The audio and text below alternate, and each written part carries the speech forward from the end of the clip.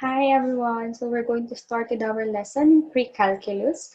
But I am not going to give any introduction about myself yet because I want to do that face to face or during our synchronous time. So for the meantime, I will give you an introduction of Conic section, which will be our first topic. So here it goes. So I want you to log into your Orange Apps account because most of the things that I am going to discuss today will be posted in Orange Apps. So if there are things that I have to, or I will ask you to submit, then you'll be using Orange Apps. Okay, I know you're not going to answer this to me for now, but I want you to reflect on the following. First, how do you feel about the subject calculus? Some of you might say scary. Some would say that's very easy. Uh, whether you have a positive or negative outlook in calculus, I hope after this session or even after the other sessions that we're going to have, I hope you'll be enjoying the subject. What are your initial thoughts on the subject? I hope this would still be positive. So lesson 1. Analytic geometry. So what do we have with analytic geometry? So in this topic, we're going to identify geometric figures which are viewed in relation to their properties in the rectangular coordinate plane. They are called analytic geometry. So how's this? We know that in geometry, the other geometry that we had before are just plain figures, wherein we have um, it could be the simple shapes that we have, and then you had angles in geometry. But this time, I know you have dealt with coordinate geometry when you were in grade 10, wherein you have to identify distance, midpoint formula, and I think that sounds familiar to you. This time, we will still be dealing with uh, the, the Cartesian plane, and I think you are very familiar with this. But we're going to level it up, wherein we're going to have other relations and other properties that deals with these geometric figures. In this approach, importance of these specific figures by understanding their characteristics and applicability in actual scenarios. That is, we're not just dealing with the properties, but instead we have to get the relation of this topic to a real life situation or in scenarios wherein you're going to find these figures without you knowing it or without you realizing it. So our essential question is, how can various real-life situations involving transformation of various path or trajectory of an object be solved and analyzed? Take note of this, trajectory of an object. So we're not just looking after the figure, of course, but we also have to deal with how these figures can help us solve and analyze problems which are not which does not only deal with um, um, abstract problems. This problem should also be relatable to our real life situation. So how did the study of conics begin? So let us see, sino ba sino ba ang naka-imbento nito? Huwag niyo sisisihin siya ha. Because that person actually is giving us more knowledge, okay, of a lot of things that is covered in geometry.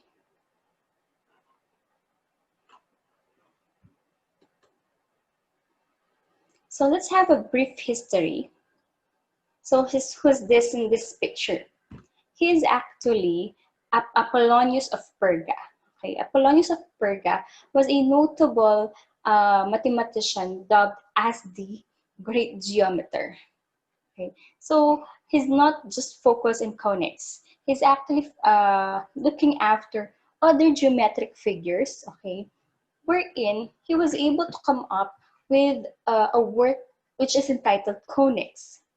It has 8 volumes, okay, but if you're going to read your book, the first 7 or the first 6 would just focus more on the physical attributes, the physical connection. Now, it was just on the 7th and 8th volume wherein it dealt with the algebraic sense, or wherein we're going to deal with the standard form of equations.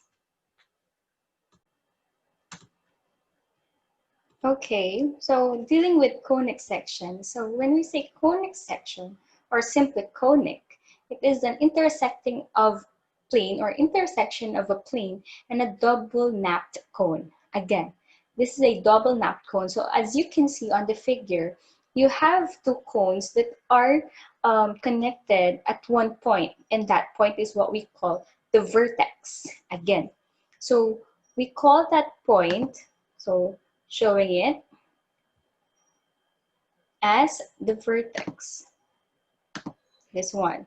This point here where they connected is called the vertex. Now, you have two cones. We actually call them double napped cones. And as you can see, as the plane moves, we are able to create figures. So you have to look at these figures, and let's talk about these figures afterwards. So as the plane moves, as you can see, the figure changes. So what are these figures? Let's talk about them in a while.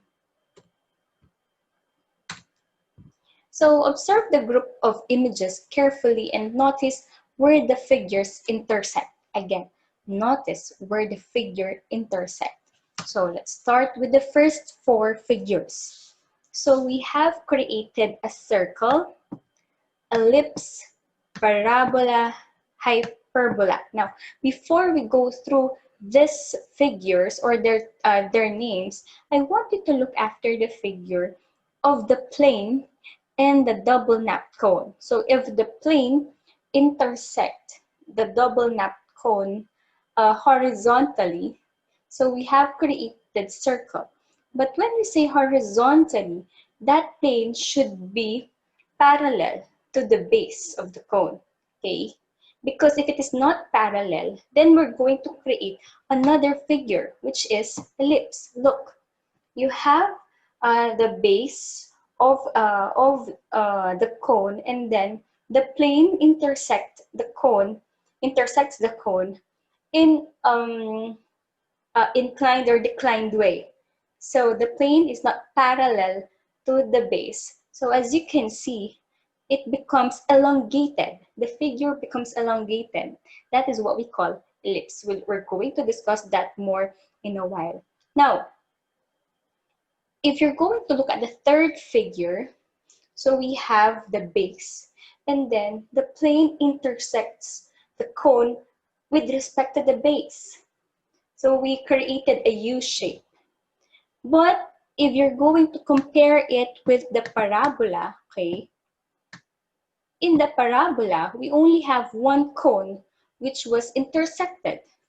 Unlike in hyperbola, the plane was able to intersect the two cones, okay, at the same time. Therefore, we have two U shapes created, okay? Now, look at the next figure. So we have created a point, a line, and a double line. But taking note of the double line, this double line is actually created a cross figure. So okay, so focusing on the first 4 figures, as you can see, the plane didn't pass through the vertex. I have mentioned which is the vertex a while ago. This is the intersection of the two cones. Now, since the plane didn't pass through the vertex, we have created 4 different figures: parabola, circle, ellipse, and hyperbola. Now, these figures now are called the generated, going back, the generated conics, okay? Or we simply say, call them conics in general. Okay, if we're going to compare it with the other figures, the other three figures, so these are the other three figures wherein the plane passed through the vertex. So I am going to highlight it so you can look at it further. So we have here, okay, this is the vertex, this is the vertex, and this is the other vertex. So the plane passed through the vertex. On the first figure, the plane through the vertex of the cone. So we have made a point. That's the only figure that we have created on the first figure. On the second one, we call this tangent. I know you are familiar with the term tangent, wherein it passed through a figure at one point only. So it doesn't pass inside the figure. So with that, we have created a line. Okay, on the second figure, we have created a single line. Okay, and the last one, we have created two intersecting lines since we have the, the plane passed through the vertex, and at the same time, it is perpendicular with the base. Again, perpendicular with the base. Though, if you're going to check on it, if you're going to move the plane, whether it is perpendicular or not, as long as it passed through the center and it is not tangent with the cones, you're going to create two intersecting lines. Now, these figures created by this plane and the double napped cone are called degenerated conics. Again, degenerated conics. So this degenerated conics, going back, these degenerated conics are created if the plane passed through the vertex of the double napped cones. Okay, so we have seen the difference of the two types of conics. Okay, now we're going to focus more on the four conics wherein they didn't pass on the vertex. So we have four.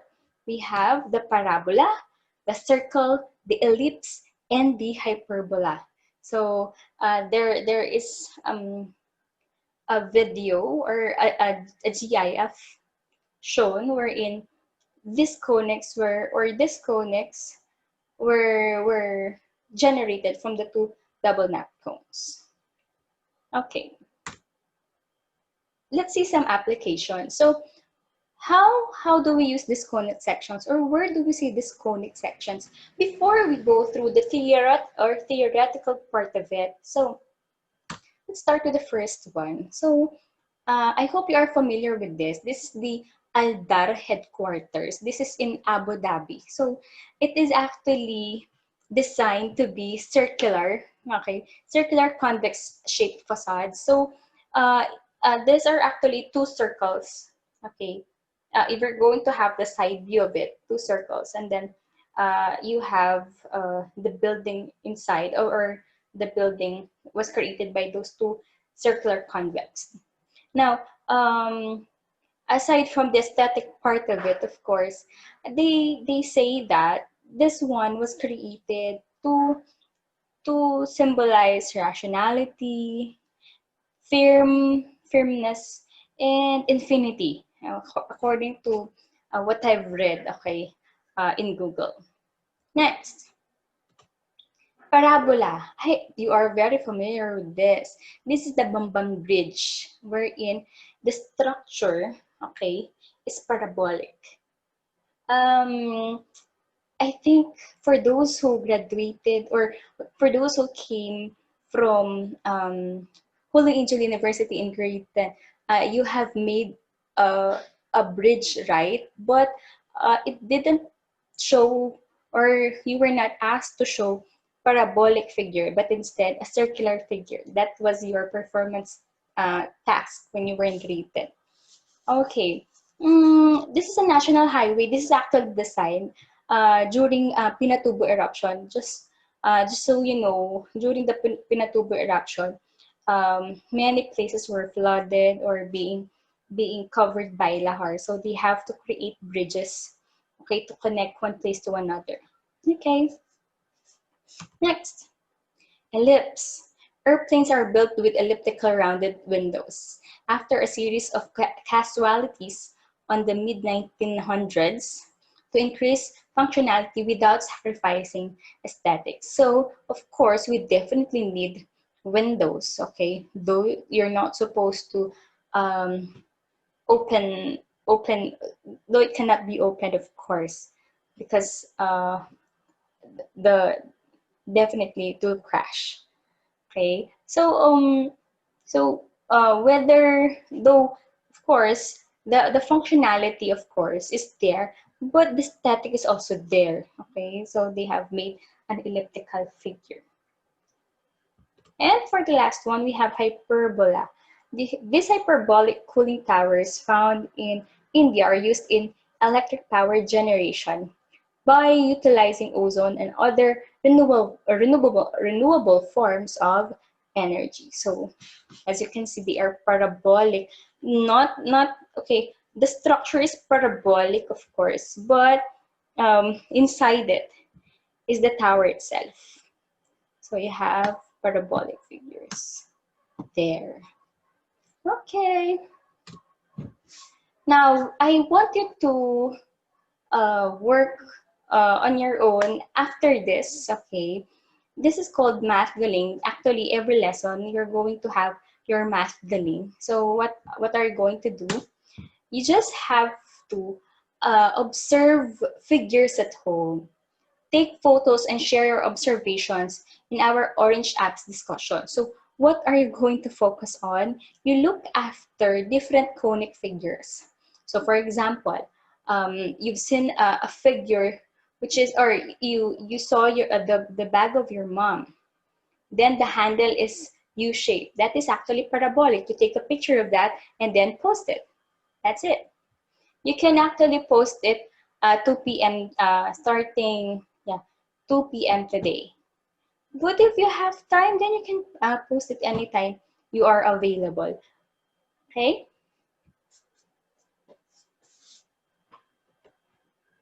Now, for the compilation for lesson 1, because we're almost done with our introduction. Remember, this is just the introduction. The compilation for lesson 1 should be of the following. Dedicate several pages of activity sheets and indicate the following details. If you have your activity sheets, I'll be allowing you to use long bond paper or yellow pad. Okay, please do not use pieces of notebook, then you tear it. Don't do that, please. Because these activity sheets would still be compiled, okay, and to be submitted to your teacher. But for the meantime, you have to compile it with yourself muna. Then we will announce when are you going to submit them. Of course, it will not be you who will submit it physically to the school. It will be your parents, okay? This will serve as your compilation, as mentioned a while ago, for all the formative assessments throughout the lesson. Remember that you are allowed to maximize the space at the back of your activity sheets. So if you're going to use the front page, you can also use the back page if there are still spaces. Again, you only have to use one activity sheet for one lesson. So whether we have chunked examples or some practice examples, you can just use that one activity sheet. Okay, it will look like this one. Okay, so you're going to check concept notes, skills, drills, exercises, and then formative assessment for others. You have to write that down with our reference, of course, and then the activity title, compilation of formative assessment in Conics. Then for the learning target, to understand the Cartesian coordinate system of mathematics, in particular as it relates in the interplay between graphical and algebraic representations achieved through the concept of conic sections. So I want to be clear with this. This will be the compilation of all conic sections. Our first lesson is circle, but you're not going to have a separate formative assessment or formative LAS for circle, then another sheet for parabola. You can have one for all this, okay? So these are just some of the applications of your lessons in conics. Now you might be wondering, what makes conic sections so useful? Let us begin with our first conic, which is circle.